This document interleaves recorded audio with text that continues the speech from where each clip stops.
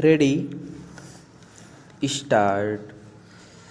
देश में राजनीतिक गठबंधनों का बनना और बिखरना कोई नई बात नहीं है। विडंबना यह है कि महज चुनाव की चुनौतियों का सामना करने के मकसद से इस तरह के साथ कई बार तात्कालिक नफा नुकसान के गठजोड़ साबित होते हैं। कुछ समय पहले जब कांग्रेस और कई अन्य विपक्षी दलों को साथ मिलाकर इंडिया नाम से एक समूह का गठन किया गया था, तब लगा था कि भाजपा के नेतृत्व वाले राष्ट्रीय जनतांत्रिक गठबंधन को आगामी आम चुनावों में खासी चुनौती मिल सकती है, मगर उससे पहले ही नए बने विपक्षी गठबंधन में कुछ दलों की ओर से जिस तरह की जद्दोजहद चुनावी सीटों की संख्या को लेकर खींचतान देखने में आ रही है, उससे यही लगता है कि इस समूह में सिद्धांत के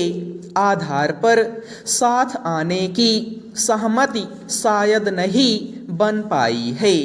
बल्कि इसमें शामिल कुछ दलों पर फिलहाल अपनी सीटें बढ़ाकर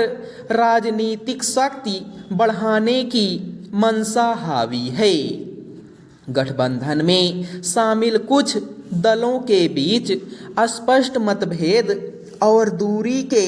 संकेत तब सामने आए जब बुधवार को तृणमूल कांग्रेस की शीर्ष नेता ममता बनर्जी ने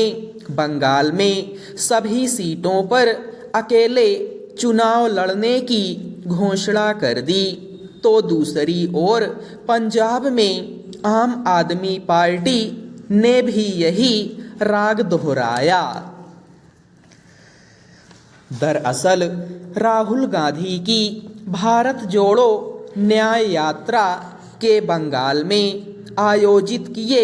जाने के बारे में शिष्टाचार के नाते भी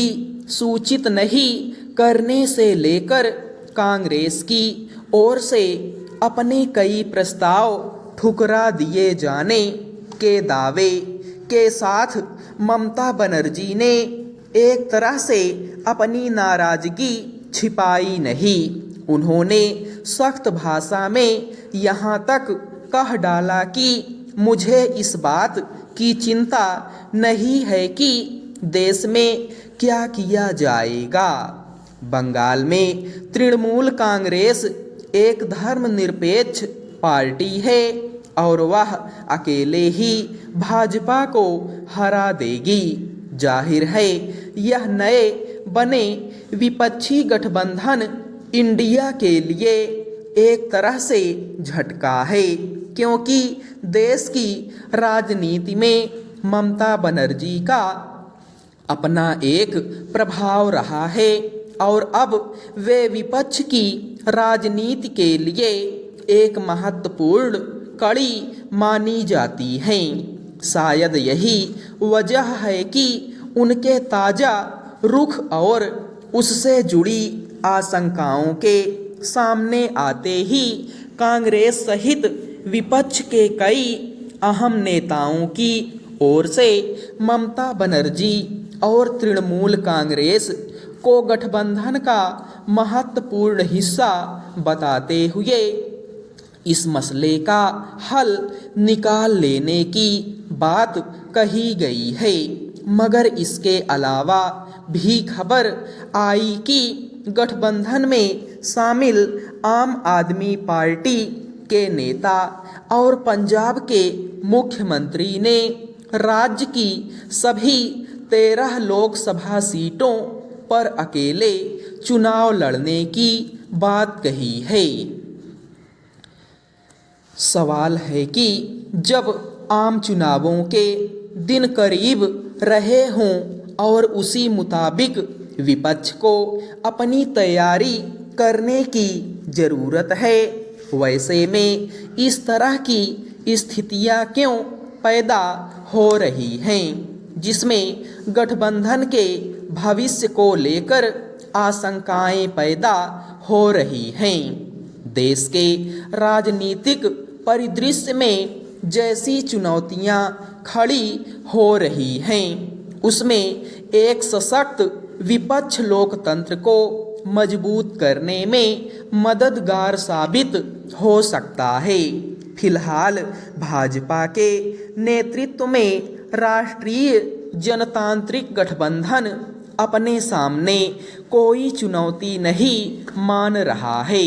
अगर विपक्षी दलों ने मिलकर उसका सामना करने के लिए कोई समूह बनाया है तो उसकी प्राथमिकताएं क्या होनी चाहिए। पिछले कुछ समय से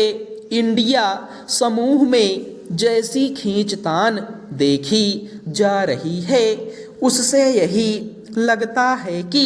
इसमें शामिल सभी पार्टियों को सबसे पहले सैद्धांतिक कसौटी पर साथ होने को लेकर प्रतिबद्धता कायम रखनी होगी। मगर राजनीतिक दलों के गठबंधनों के भीतर पद और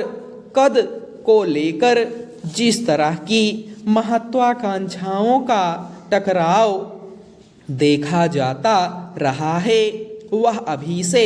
इंडिया समूह में साफ दिखने लगा है।